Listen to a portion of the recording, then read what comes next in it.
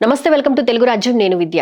మాజీ ముఖ్యమంత్రి జగన్మోహన్ రెడ్డి నెల్లూరు పర్యటనకు సంబంధించి జైల్లో కాకాన్ గోవర్ధన్ ఒక పక్క, కొవ్వూరు ఘటనకు సంబంధించి నల్లపురెడ్డి ప్రసన్న కుమార్ కి పరామర్శ, అదేవిధంగా పోలీసుల ఆంక్షల మధ్య జరుగుతూ ఉంది. మొత్తంగా చూస్తే ఈ పర్యటన అంతా కూడా నెల్లూరు పోలీసులకు సవాల్గా అయితే మారింది.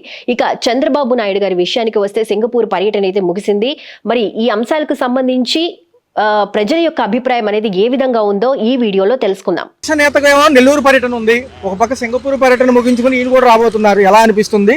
ఈ ప్రతిపక్ష నేత ఎవరైతే ఇప్పుడు నెల్లూరు వెళ్తున్నారో అనేక ఆంక్షలు ఉన్నాయి, ఎలా ఉండబోతుంది? చాలా తప్పు పని చేస్తున్నాడు ఆయన. ఈ యాక్చువల్లో వెళ్తాం అనేది యాక్చువల్ ప్రకారం వెళ్తే అందంగా ఉంటుంది, లేకుండా మొబిలైజేషన్ చేసి డబ్బులు ఇచ్చి జనాలు పోగు చేసుకుని ఎన్ని వెళ్ళటం వల్ల అరాజకాలు సృష్టించడానికి సిద్ధపడ్డాడు. పోలీసులు అన్ని ఆంక్షలు పెట్టారు సార్, 10 మందే రావాలంటున్నారు, 100 మందికే పర్మిషన్ అంటున్నారు. పోలీసుల ఆంక్షలు కూడా ధిక్కరించి చేస్తున్నాడు కాబట్టి అతని మీద ఎటువంటి భయంకరమైన చర్యలు తీసుకుంటే ఇక ముందు కూడా అటువంటి ప్రయాణం చేయకుండా ఉంటాడని మేము ఆకరిస్తున్నాం. ఒక పక్క కాకాని గోవర్ధన్ గారిని, ఒక పక్క నల్లపురెడ్డి ప్రసన్న కుమార్ని కలుస్తానంటున్నాడు ఆయన. నేర చెత్తిరి ఉన్నాం, జైల్లో ఉన్నాం పలకరించి అక్కడి నుంచి ఊరేగింపుగా నల్లబడి మీద వెళ్ళడానికి 10 కిలోమీటర్లు వెళ్ళడానికి ఒక అవకాశంగా తీసుకుని జనాలు మొబిలైజ్ చేసుకుని ఊరేగింపుగా వెళ్తే పోలీసు వారు ఏం చేస్తారులే అనే ధిక్కార తీవ్రంతో ఉన్నాడు. ఏదైతే ఘటన జరిగిందో ఆయన పైన, ఇంటి పైన పరామర్శ అంటున్నారు. ఇప్పుడు అన్ని చేసే పరామర్శలన్నీ కూడా వేస్ట్ పరామర్శలు. ఆపగలరా సార్ పోలీసులు? జనాలు ఆపగలరా? జనాలు ఆపడానికి పోలీసు కఠిన చర్యలు తీసుకుంటే ఆపుకోగలరు.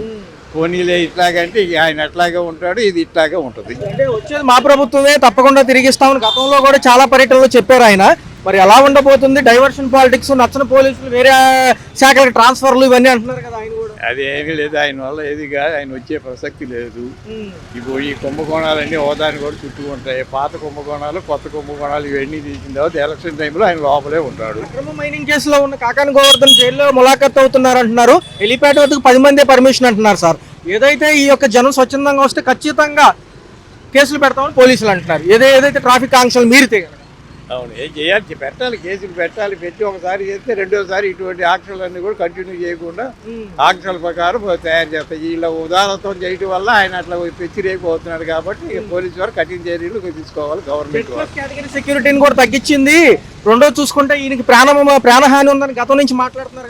జడ్పెన్స్ కేటగిరీ తగ్గించడానికి వీళ్ళకి ఏం సవాల్ లేదు. అదే పైనుంచి వచ్చిన ఆర్డర్ ప్రకారం అతనికి ఉండే సెక్యూరిటీ అతనికి ఉంటుంది. కానీ ఎవరు తగ్గించేది వీళ్ళకి అపోహలు పడిపోయి ఏదో నెట్టాలి కాబట్టి ప్రతిపక్షంగా ఏదో పాలక పక్షం మీద నెట్టుతున్నారు అంతే. పర్యటన దేనికి ప్రెసెంట్ దేనికంటారు అసలు? అక్కడ ఉన్న కార్యకర్తలు డీలా పడకుండా ఉండడానికి ఇట్లా ఇటువంటివన్నీ చేసుకుంటూ వెళ్తే అసలు ఉన్నోడు కూడా వెళ్ళిపోతాడు కాబట్టి ఏదో ఇట్లా చేస్తుంటే చేసిన డబ్బు ఉంది కాబట్టి ఆ పర్యటన ఖర్చు పెట్టుకుంటూ ఇట్లా తిరుగుతూ కార్యకర్తలను ఉత్తేజపరచడానికి చేస్తున్నాడు తప్ప ప్రజల్లో సానుభూతి లేదు. సంవత్సర పరిపాలన మరోసారి సింగపూర్ వెళ్ళారు బాబు గారు. కంపెనీలు తీసుకొస్తామంటున్నారు, కొన్ని కంపెనీలు రెడీగా ఉన్నాయి. మళ్ళీ అమరావతి కట్టడాల్లో వాళ్ళ ప్లానింగే సక్సెస్ఫుల్ గా ముందుకెళ్తుంది అంటున్నారు. ఎలా అనిపిస్తుంది? అదంతా బొంబక్, ఏమీ అవదు, ఏమీ చేయడు, ఏమీ చెయ్యలేడు కూడా, వేస్ట్. ఈరోజు 10ంటికి బయలుదేరి 12ంటికల్లా కూడా నెల్లూరు పర్యటన ఉంది మాజీ ముఖ్యమంత్రి గారిది. జనసంద్రోహం స్వచ్ఛందంగా వస్తున్నారు, జన సమీకరణ అయితే లేదని చెప్పారు క్లారిటీగా. 100 మందికే పర్మిషన్, 10 మంది హెలీప్యాడ్ వద్దకి. జైల్లో కూడా కలవడానికి ఆయన్ని ఎవరైతే కాకాని గోవర్ధన్ గారిని పర్మిషన్లు లిమిటెడ్గా ఇచ్చారు. Z+ కేటగిరీ సెక్యూరిటీ కూడా లేదు జగన్ గారికి. ఎలా అంటారు? అది మంచి పద్ధతి కాదు కదా, ఇవ్వాలి కదా. ఇప్పుడు నీకు ఒకప్పుడు ఇచ్చాడు ఆయన, నువ్వు అదే విధంగా ప్రవర్తించాలి. కక్ష తీర్చే విధంగా నీ కక్ష నువ్వు తీసుకోవడా, ఆయన కక్ష ఆయన తీసుకోడా ఏంటి? జనం ఇది అవడం తప్ప ఏమీ లేదు.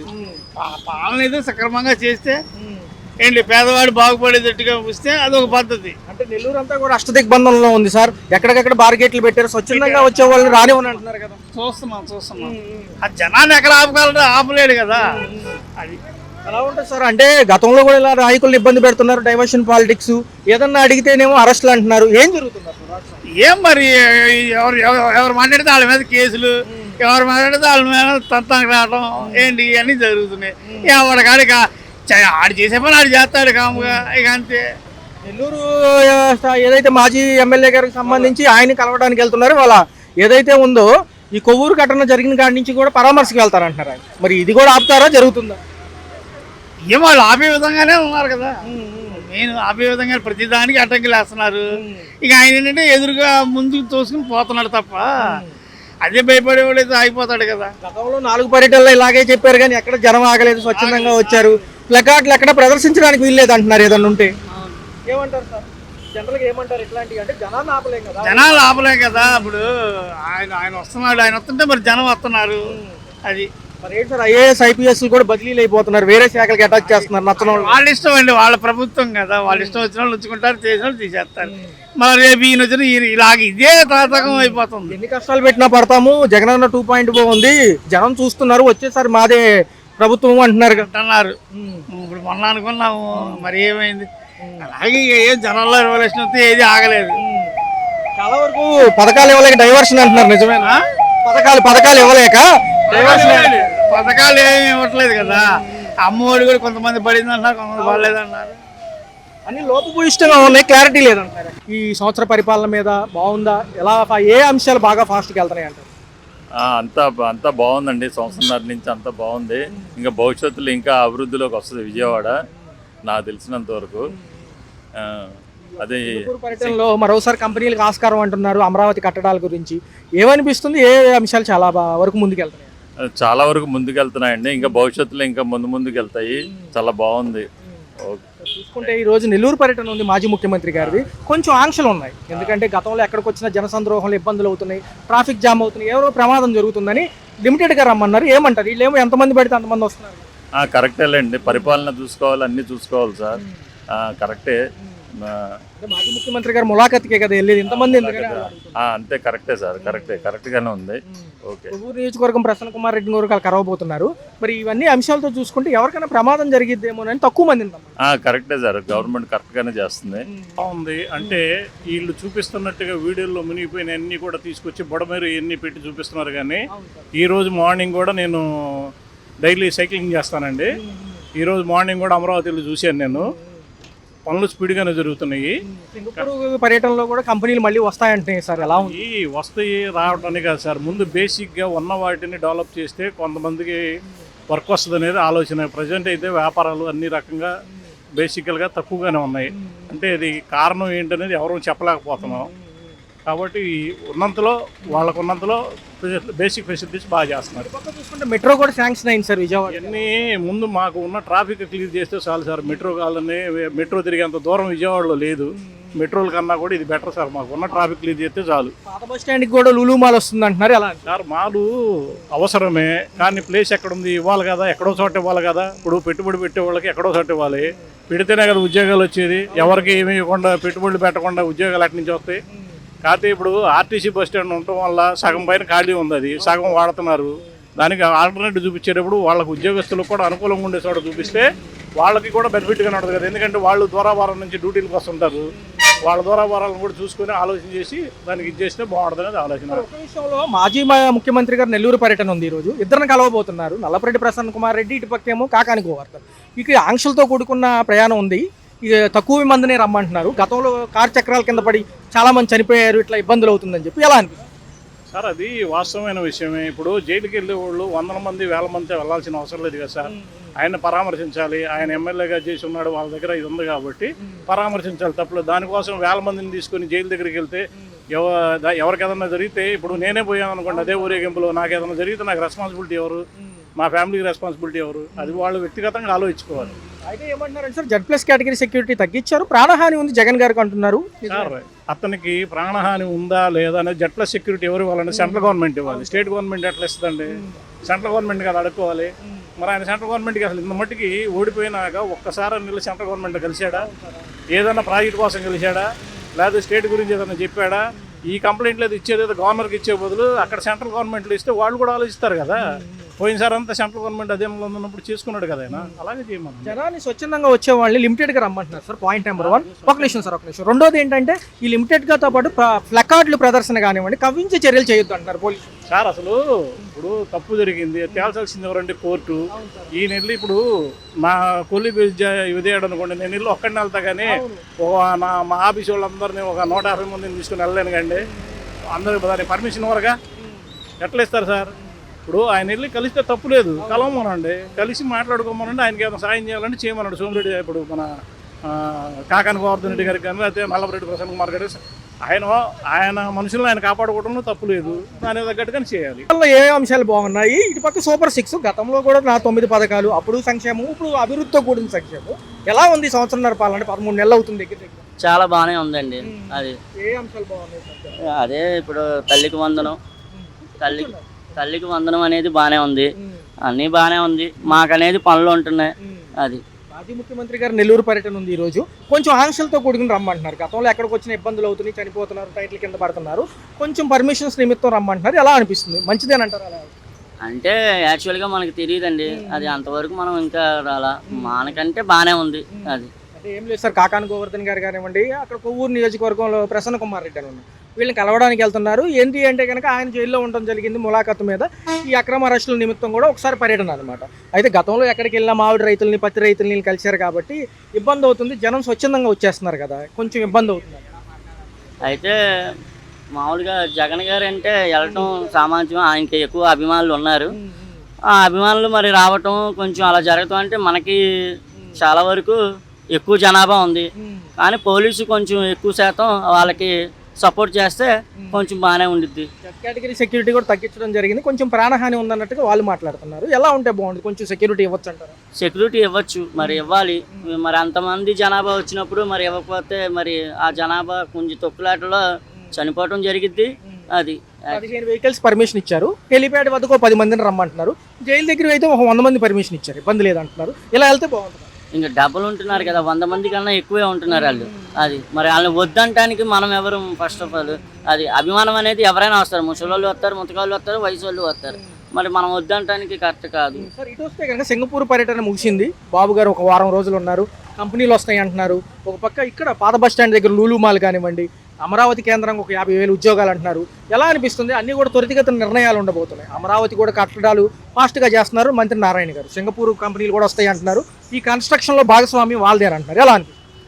చంద్రబాబు గారు మనకి విజయవాడలో ఇది మెట్రో రైలు తేవటం అదంతా చాలా కొంచెం మనకి ఇది జనాభా కొంచెం బాగానే ఉండిద్ది. మెట్రో రైలు అభివృద్ధి చేద్దామని అనుకుంటున్నారు. ఆయన కూడా పర్యటన చాలా బాగుండిద్ది. తదుపరి ఎలా ఉండబోతుంది? 4 ఏళ్ళ భవిష్యత్తులో 3 ఏళ్ళలో అమరావతి ఒక 40% పూర్తయితే మనం ఈ స్థలాలు చూపించడానికైనా, రేపు రైతులకి ఇచ్చే స్థలాలకైనా కానీ అంతా ఆస్కారం ఉంటుంది. వాళ్ళు నమ్మి మళ్ళీ స్థలాలు ఇస్తారంటున్నారు. కంపెనీలు కూడా రావడానికి ఆస్కారం ఉందంటున్నారు. ఎలా అని? అయితే అమరావతి రావటం మంచిదే అంటున్నారు. రైతులు కొంచెం మరి రైతులు కూడా కొంచెం చూసుకోవాలి కదా. అది ఏం సార్ మరి జగన్మోహన్ రెడ్డి గారు ప్రజల్లో ఉంటున్నారు, మరియు ప్రజల సమస్యలు అంటున్నారు. ఒక యాప్ కనిపెట్టారంట.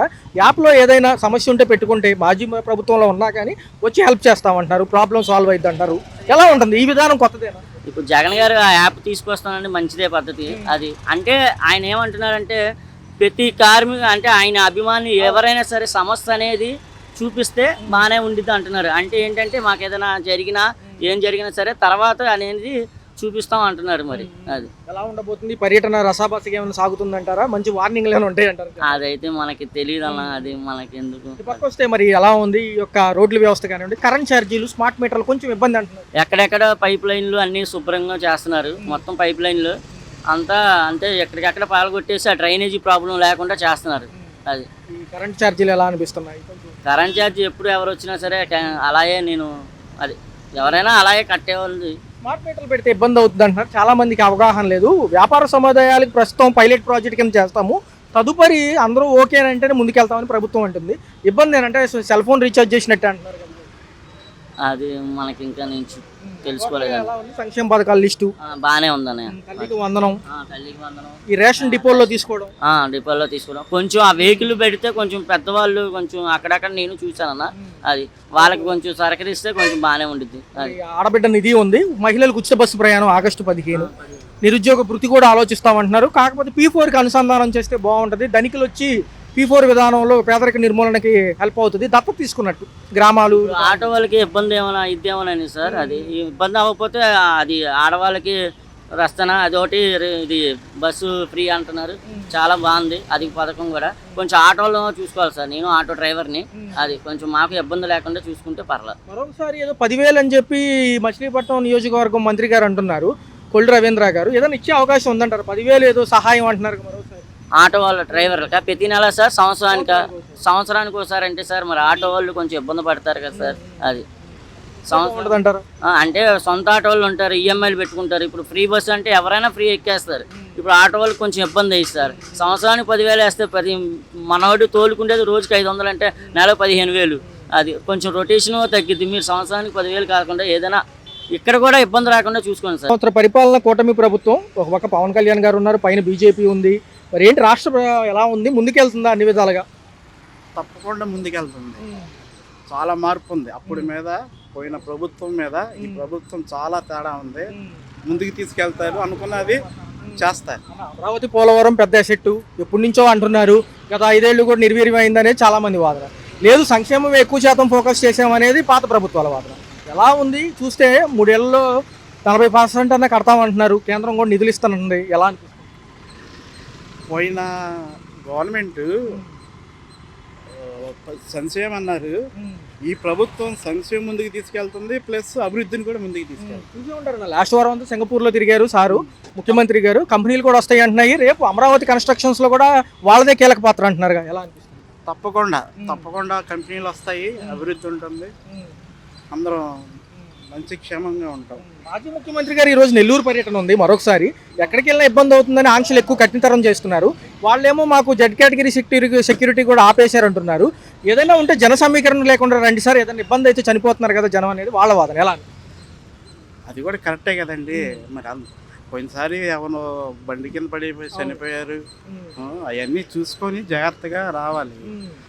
ఈ టైంలో అంత అడావుడి, అంత ఇది. హెలీప్యాడ్ వద్దకు 10 మంది వేశారు. 100 మందికి పర్మిషన్ 15 వెహికల్స్కి ఇచ్చారు.